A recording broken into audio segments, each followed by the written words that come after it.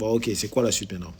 Parce que hier, on était troisième du classement et on est maintenant neuvième. Pourquoi? Parce que des joueurs ont été envoyés au stade pour représenter l'équipe, sans toutefois faire des efforts. Parce que honnêtement, hier, c'est pas que le Benfica a été fort, a été très, bon je veux dire très très fort, parce que s'ils avaient été très très forts, croyez-moi les gars, on devait être au moins, je dis au moins à 5 buts. Ça c'est moins. Donc on pouvait aller jusqu'à 8 buts. Parce que si on veut parler de la première mi-temps, les ratés de Benfica ont fini cette première mi-temps au moins à 4-1. D'où je dis, ils ont été malchanceux. Ils n'ont pas été efficaces. Sinon, c'était la tornade. Et puis, la deuxième mi-temps, déjà en première mi-temps, Tchouaméni qui prend un carton, voilà, bon, c'est l'effet du jeu. Ça peut arriver. Et puis, en football, il n'y a plus ce truc de première faute, on ne doit pas te donner le carton. Non, non, non. C'était une faute, carton mérité. Du coup, il est diminué.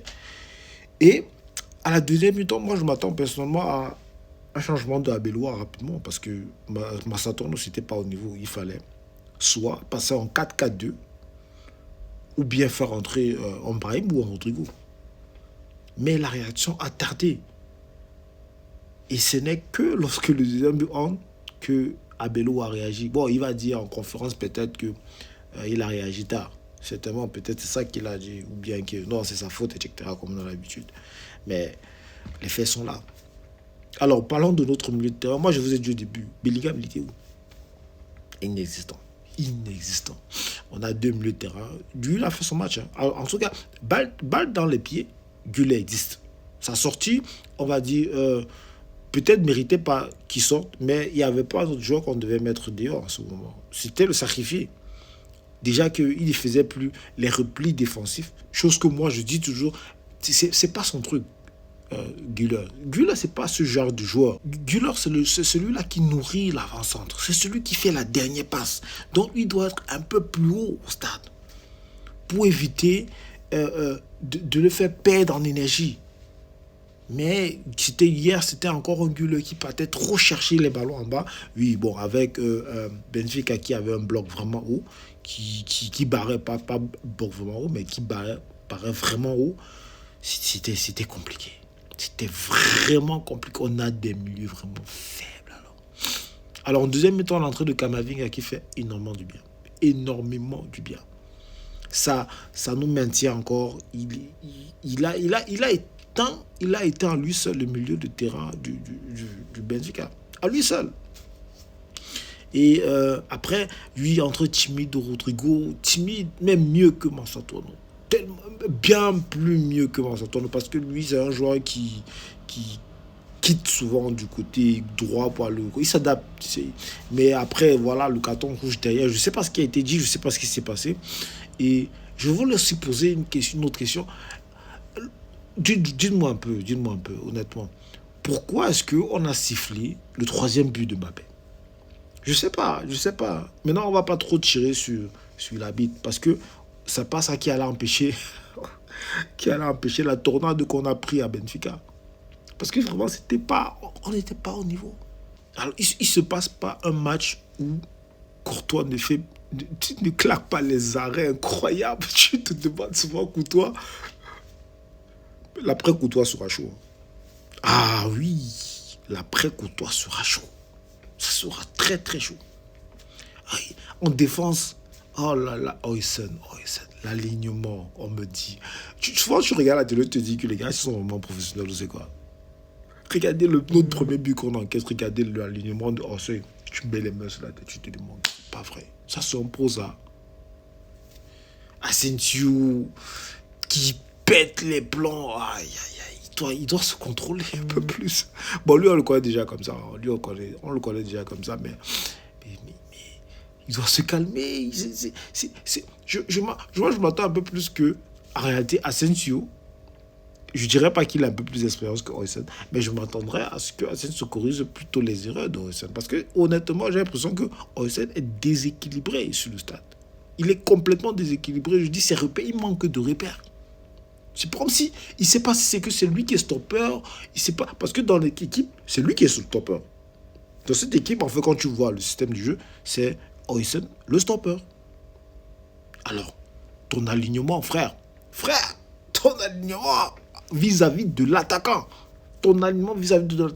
c'était trop faible. Très, très faible.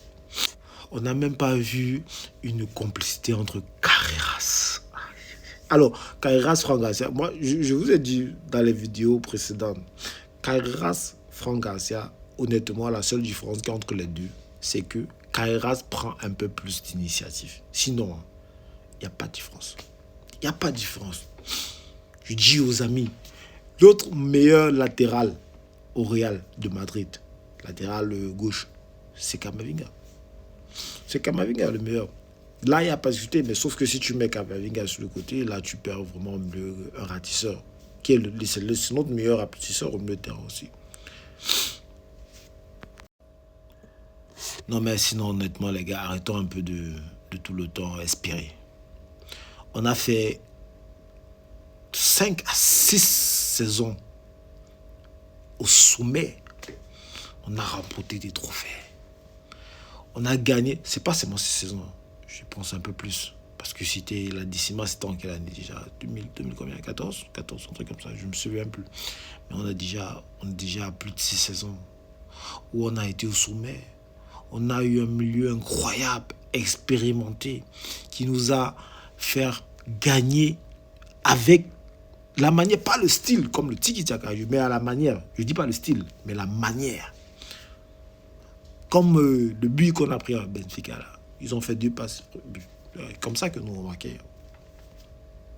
Nous, on a eu ces moments. Mais l'administration n'a pas remplacé ce qui tenait la baraque, ce qui tenait l'équipe. Là, on n'en a que 2. Mbappé, devant, qui marque les buts, et Courtois derrière. Mais une équipe, c'est pas ça. Une équipe, c'est le milieu de terrain. C'est son milieu de terrain, parce que c'est lui le lien entre la défense et l'attaque. Mais où sont nos milieux? Peut-être tu les as, oui, mais ils se passent pas ensemble. Peut-être c'est la stratégie, peut-être c'est les revendications du coach. D'où moi je me demande pourquoi est-ce qu'un milieu de terrain comme Xabi Alonso a été renvoyé si on était dans une phase de reconstruction.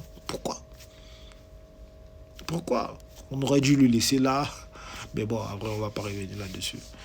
On est dans les pommes, les gars, il faut qu'on reconstruise. Il faut qu'on reconstruise vraiment. Il ne faudrait pas qu'on se laisse aveugler par les 2 victoires, 3 victoires que l'on a souvent. Et ensuite, on se fait massacrer le prochain match. Parce que vraiment, il n'y a pas de manière, que ce soit la victoire ou la défaite, il n'y a pas de manière. Il n'y a pas de manière. On est en mode, le mbi c'est le mbi, comme on dit au Cameroun. Le mbi c'est le mbi. Marque même avec les oreilles. On veut seulement la victoire. Ça, c'est comme ça que c'est dans ce mode-là qu'on se retrouve actuellement au Real. Faisons n'importe quoi. Le plus important, c'est qu'on gagne. Il n'y a plus de style, il n'y a plus de manière. On ne cherche même plus à savoir qui marque. Marquer. Mais je me pose la question de savoir actuellement comment est-ce que Mbappé réfléchit. Je ne sais pas ce qui passe dans sa tête. Parce que quand tu nous vois jouer, tu vois les autres jouer. Tu te dis, on dirait qu'on a pris un joueur de la première division, on est allé chercher les joueurs de 4e division, on a mis tout autour de lui. Oui, c'est l'impression qu'on a. C'est un peu facile de lui. Il faut pas seulement lui donner des points. Il a fait, je pense, 2-3 erreurs, la récupération de milieu de terrain, qui ont apporté du danger. Oui, peut-être de tirer les neurones là. Mais je pense qu'en ce moment-là, il n'y avait personne même qui demandait le ballon. On est trop statique.